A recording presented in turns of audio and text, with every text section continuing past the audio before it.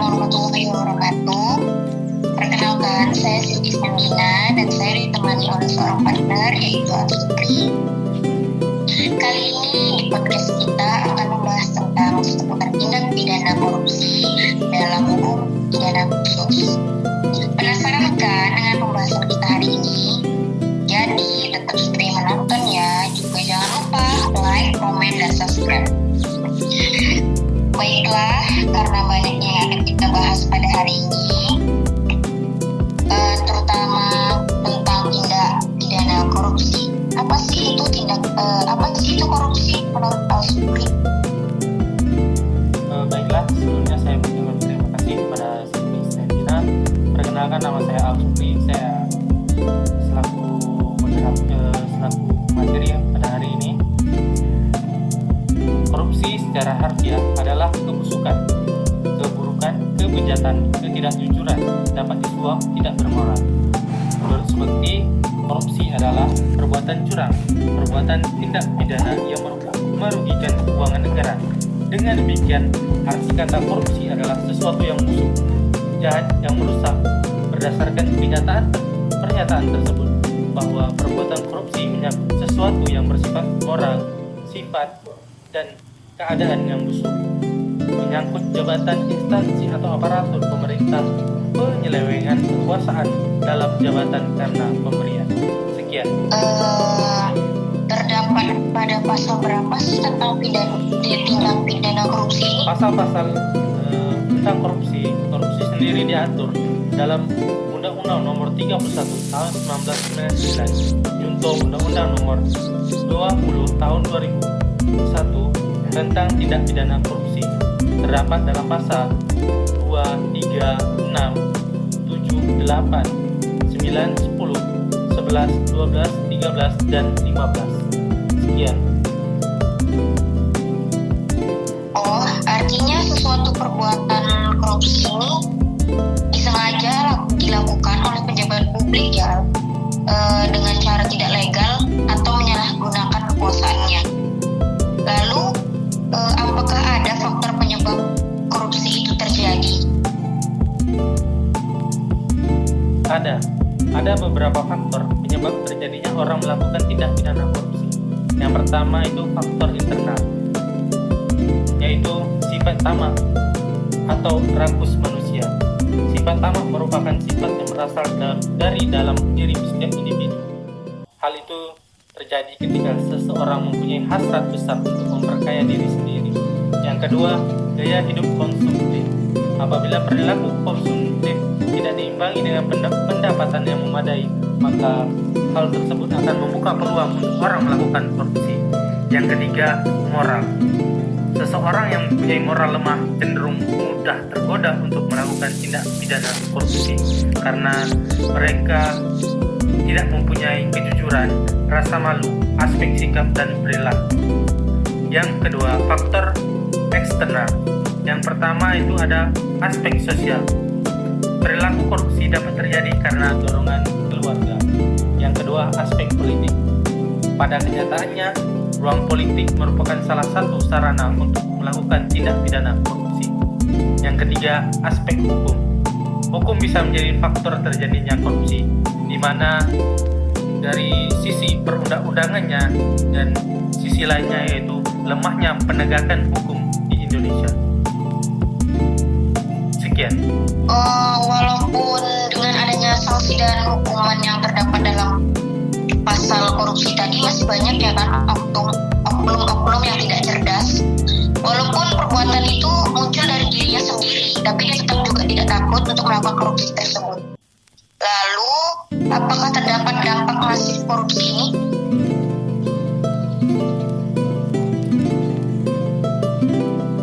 Ya, terdapat dampak masif dari tindak pidana korupsi. Yang pertama itu dampak ekonomi, meliputi lesunya pertumbuhan ekonomi dan investasi, penurunan produktivitas, rendahnya kualitas barang dan jasa. Yang kedua, dampak sosial dan kemiskinan masyarakat, meliputi mahalnya harga jasa dan pelayanan publik. Yang ketiga, runtuhnya otoritas pemerintahan, seperti misalnya matinya etika sosial politik. Yang keempat, dampak terhadap politik dan demokrasi. Munculnya kepemimpinan yang korup, hilangnya kepercayaan publik pada pemerintah.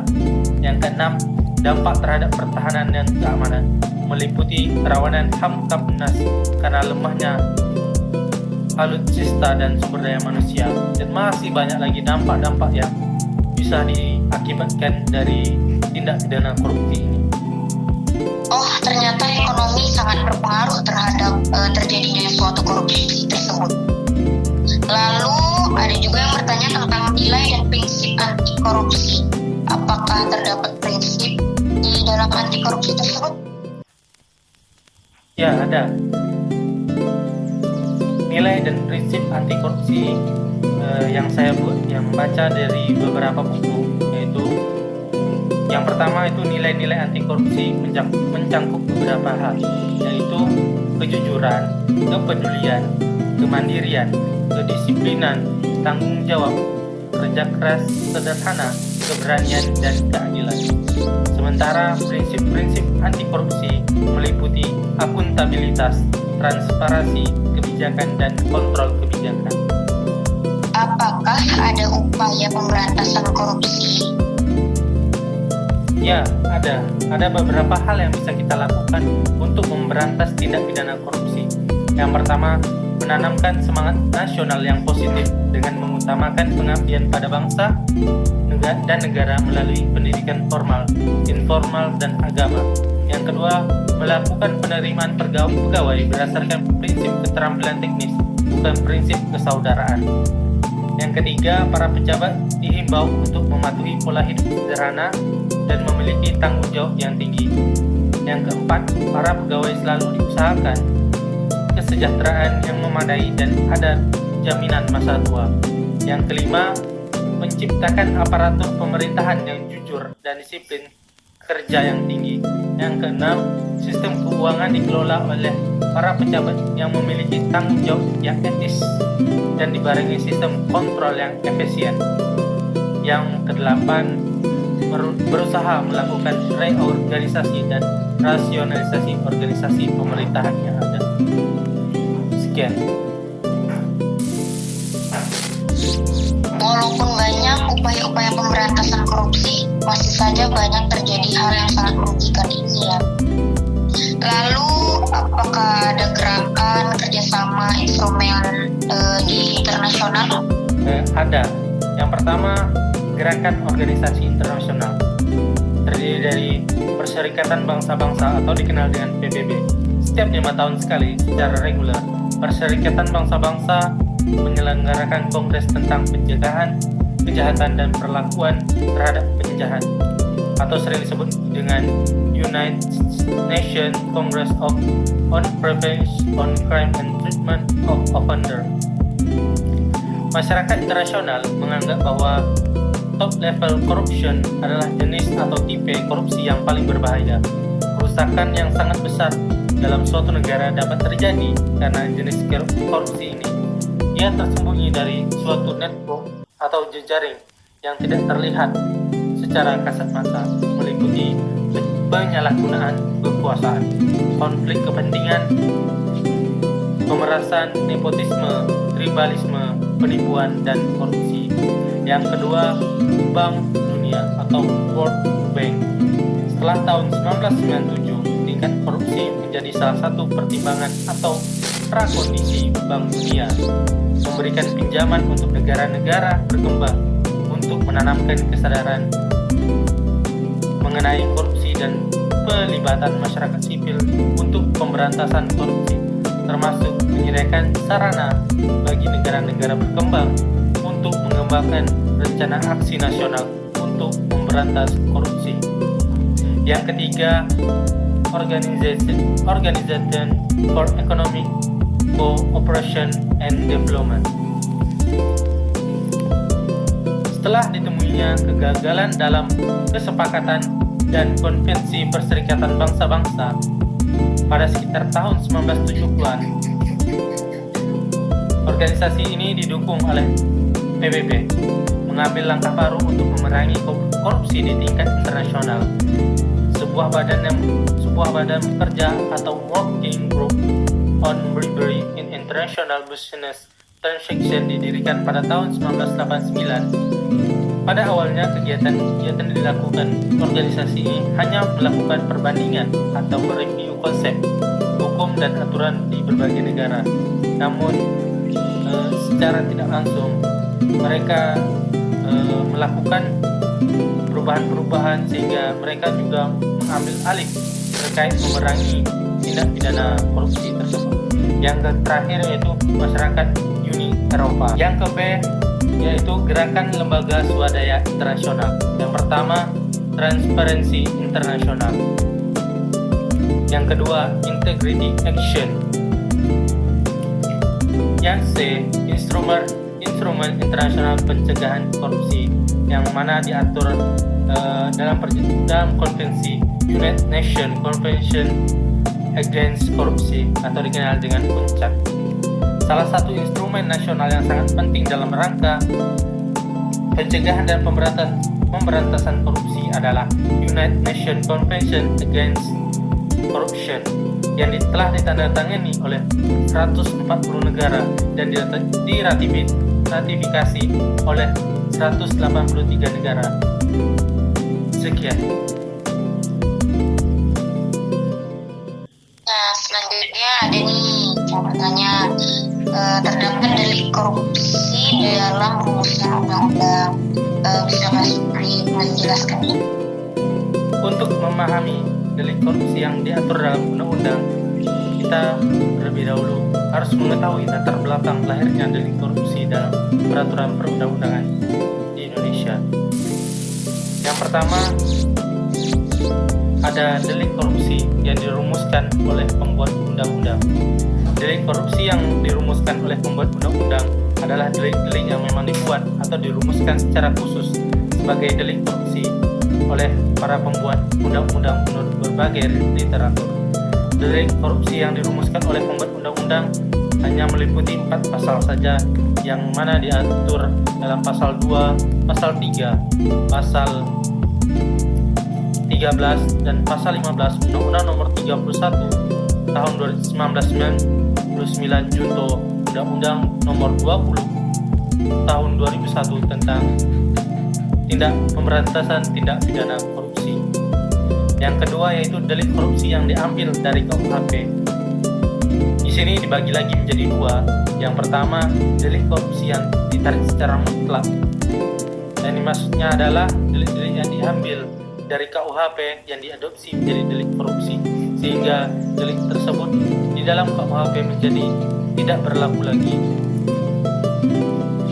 Yang kedua, delik korupsi yang ditarik secara tidak mutlak dari KUHP. Jadi maksud delik ini adalah delik-delik yang diambil dalam KUHP yang dengan syarat atau keadaan tertentu, yaitu berkaitan dengan pemeriksaan tindak pidana korupsi, diadopsi menjadi delik korupsi, namun dalam keadaan lain tetap menjadi delik sebagaimana yang diatur dalam KUHP. Delik korupsi yang tidak ditarik secara mutlak terdapat dalam pasal 23 Undang-Undang Nomor 31 tahun 1999. Sekian. Nah, seperti yang Al-Supri sampaikan tentang delik dalam rumusan undang-undang tadi, semoga banyak oknum yang sadar agar tak melakukannya lagi. Selain hidup menjadi tentram, juga menjadi berkah dengan uang yang halal. Lalu, apakah ada strategi pemberantasan korupsi? Sebenarnya kan ada pertanyaan nih tentang ini. Jika ada, itu strategi yang seperti apa? Ada 3 strategi dalam pemberantasan tindak pidana korupsi. Yang pertama yaitu perbaikan sistem. Contohnya mendorong transparansi penyelenggaraan negara dari LBHK ke KPK. Yang kedua, edukasi dan kampanye. Contohnya dengan strategi pembelajaran pendidikan anti korupsi untuk membangkit keadaan masyarakat. Bisa dilakukan dengan penyuluhan atau memberi informasi di media massa sehingga masyarakat awam bisa mengetahui hal-hal tersebut. Yang ketiga yaitu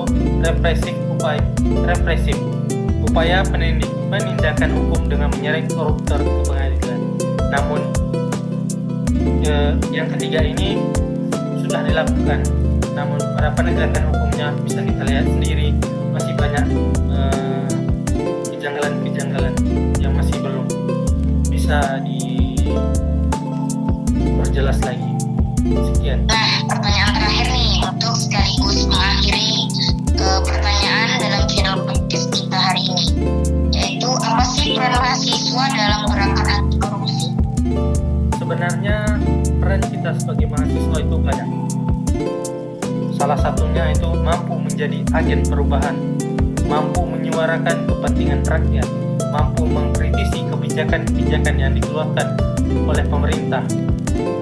Kita harus mampu menjadi watchdog dalam tindak pidana korupsi atau anjing penjaga lembaga-lembaga negara dan penegak hukum. Dan keterlibatan mahasiswa dalam gerakan anti korupsi adalah di lingkungan keluarga, di lingkungan kampus, di masyarakat sekitar, di tingkat lokal atau nasional. Bisa kita lakukan dengan mengadakan penyuluhan-penyuluhan kepada masyarakat yang tidak mengetahui. Bisa saja kita melakukan penyuluhan gerakan anti korupsi terhadap sekolah-sekolah seperti sekolah menengah atas, sekolah menengah pertama, bahkan sekolah dasar. Karena pentingnya menanamkan nilai anti korupsi sejak dini. Sekian.